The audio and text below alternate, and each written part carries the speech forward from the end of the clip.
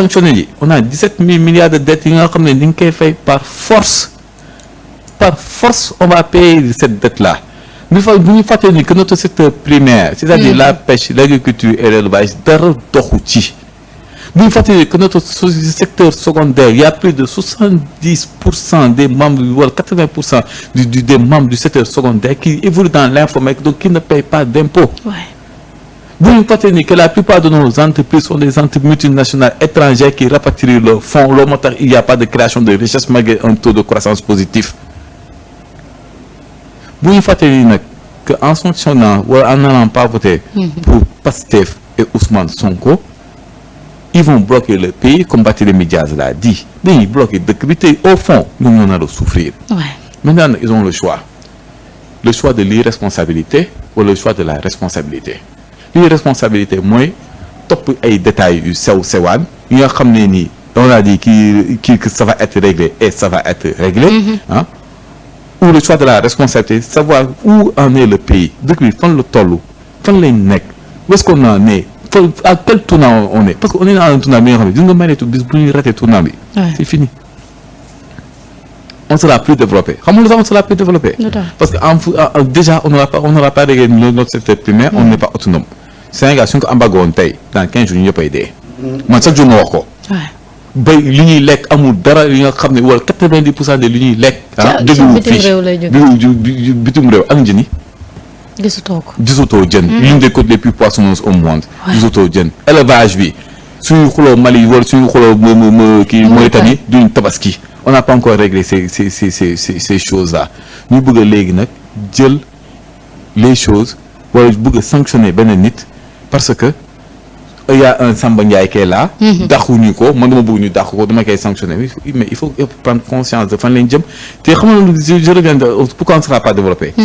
tu n'as pas réglé déjà les petits problèmes waaw mooy sa lekk sa naan li nga jëfandikoo tu n'as pas réglé ton secteur secondaire c'est-à-dire que tu as des entreprises qui produisent et il y a peu de personnes qui produisent et qui sont dans l'informel on a 80% des gens qui sont ici qui produisent qui sont dans l'informel fay ñu impôt fay ñu dara ce sont des richesses yi nga xam ne ni qui échappent à l'État les taxes et tout ça TVA rek mooy ngay mën a appliquer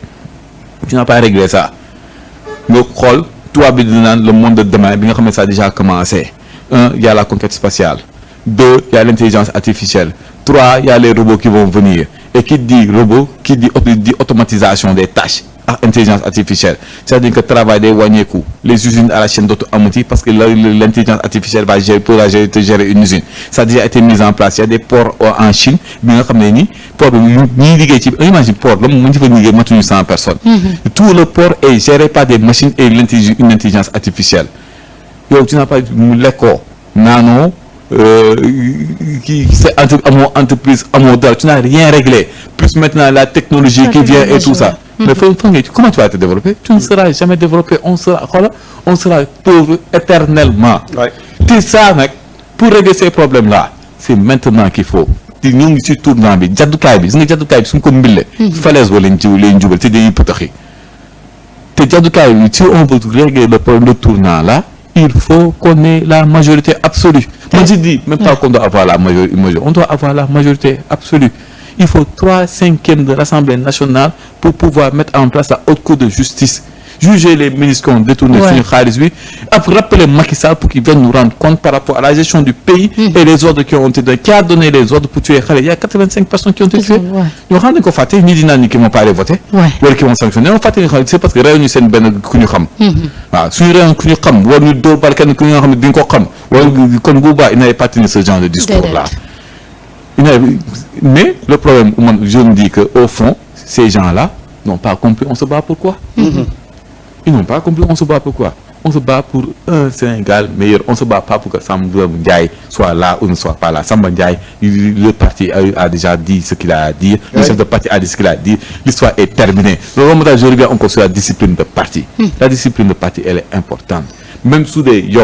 parfois mais dans un parti tu peux ne pas être d'accord ne pas casse yuuxu mais une fois que la décision est entérininée par la masse mais tu appliques waxuma nag une décision bi nga xam ne le chef de parti a dit que ça va être réglé c'est fini le chef de parti le Pastef a parlé à ses militants en disant que yéen vous le mécontentement vient de vous mais comme d'habitude Sénégal on a des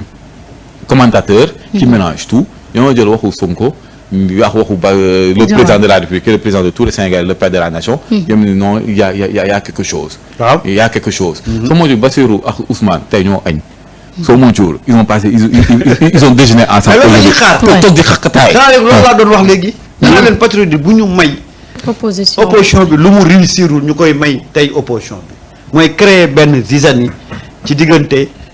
Bassirou Diomaye Faye président de la République ak Ousmane Sonko premier ministre maa ngi dégg sax ay tappalekat ñu jël leen ci ay kii ñu naan bon là c'est le président carrément qui a parlé hier on vient vraiment de sentir que Bassirou Diomaye Faye il a pris ses responsabilités par rapport à quoi par rapport à quoi ñoom pour ñoom dañoo jàpp ne Sonko lii la bëggoon Bassirou Diomaye Faye ñëw imposer lii c'est ça loolu la ñuy jéem a dugal ci bopp ñu alors que ça ce n'est pas vrai Ousmane Sonko il se limite à son gouvernement c'est le chef du gouvernement nomination yële Bassirou Diomaye Faye moo nommé quoi am na mais Bassirou Diomaye Faye du taxaw ci biir askan wi tey ñëw ne leen waaw dañoo def erreur waruñu woon fal waa ji après la ñu rendre ko non c'est des choses waaw mais dàq naa ko c'est des choses qui se gèrent diplomatiquement mais le message qu'il a lancé ça rassure tous les Sénégalais que du nit moo may xas rek am compétence am valeur morale ma ne du ma ko jël man su ma demee bay rejeter nit du parce que xasoon na ma su ma demee bay rejeter nit c'est parce que vis-à-vis de gestion état bi am na ñaawteef boo xam ne def na ko ci. foofu day wane esprit baal en fait. non c'est-à-dire que moom day wane ne moom il est au-dessus de la mêlée. waaye ak ñi ko doon wax lu ñaaw yëpp moom. dépassé na pour jéggale en fait. tey un chef de parti comme Ousmane Sonko mais il peut taxaw ne ce Samba Ndiaye là je vais jamais le gober ak tout ce qu'il a dit parce que il est dans sa posture de chef de parti il parle politique. mais bu kenn jàpp ne Bassirou Diomaye Faye def na faute ci affaire bi wala Ousmane Sonko def na erreur ci affaire bi ça c'est l'État bu kenn jàpp ne Bassirou Diomaye Faye dafa am problème ak Ousmane Sonko ci affaire bi Bassirou Diomaye Faye quand il parlait en tant que chef de l'État Ousmane Sonko quand il parlait en tant que chef de parti point barre. bu ñu toogee nag ñoom ñaar ci diggante premier ministre ak président la ñuy wax ñoom ñoo ko xam. mais dama ne dañu jël wax ji teg ko fële. le problème la pilule Samba Ndiaye là ça ne passera pas. du jàll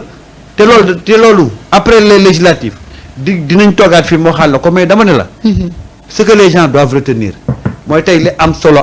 ba am solo mooy on va vers des élections kenn moo soxla muy Ousmane Sonko il a besoin de la majorité. jox leen ko majorité loolu bépp patriote boo xam ne da ngaa mos a jàppee sa bopp patriote. di mos a wax ni da ngaa gëm projet loolu tey moo war a nekk sa yitte affaire yi Samba Ndiaye nee naa la ça va se régler kooku moom xoolal on n'en disconvient même pas mais nag il faut que les gens ñu xam ne nous avons des jeunes présidents des jeunes autorités yoo xam ne dañuy doog a ñëw ci pouvoir bi il faut que forcément muy am ay couac Wade bi muy doog a ñëw ci pouvoir bi y a eu combien de couac Macky Sall bi muy doog a ñëw ci pouvoir bi y a eu combien de couac mais chaque couac rek da lay jàngal benn leçon. Et moi j'ai beaucoup aimé la réaction des patriotes des sympathisants des Sénégalais le fait que ñu xëy dénoncer de façon radicale la nomination de Ousmane Sonko je suis d'accord de Samba Ndiaye je suis d'accord ñu dénoncer ko je suis d'accord ñu mais nag buñ ko jaawale ak leneen bay dugg ci leneen dénoncer nañ ko Ousmane Sonko ci boppam nee na leen je suis d'accord et j'apprécie votre réaction mais point barre léegi nag après ñu continuer ñoom ci leneen nañ jubli ci leneen. tu sais Samba man je me dis que gars yi lan lañ gën a war a focaliser wu. wala le jeu de soi-disant des commentateurs mooy le manteau du premier ministre ndax le manteau du chef de parti li ñuy jéem a gëmloo gars yi.